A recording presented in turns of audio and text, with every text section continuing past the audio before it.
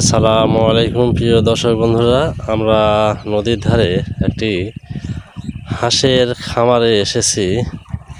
যদিও হাঁসটি নদীতে আছে, হাঁসগুলো একসাথে ভিডিও করার ইচ্ছা ছিল, কিন্তু সময়ের কারণে কালকে আকাশে বৃষ্টি হয়েছে বা এগুলোর একটু সমস্যা বা কোনো কারণবশতই আমি একটা ভিডিওটা একসাথে করতে পারি নাই।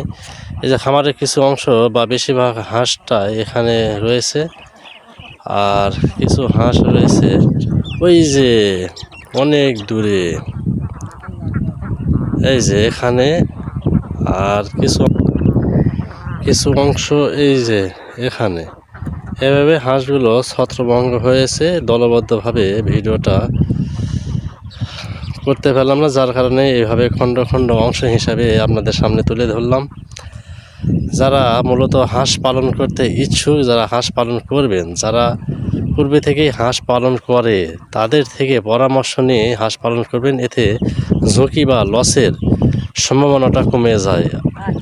আর এগুলো অভিজ্ঞতা ছাড়া যখন আপনি হাঁস পালতে যাবেন, তখনই আপনি ঝুঁকি বা লসের সম্মুখীন হবেন। ভিডিওটি ভালো লাগলে লাইক কমেন্ট শেয়ার করে অন্যকে দেখার সুযোগ করে দেবেন।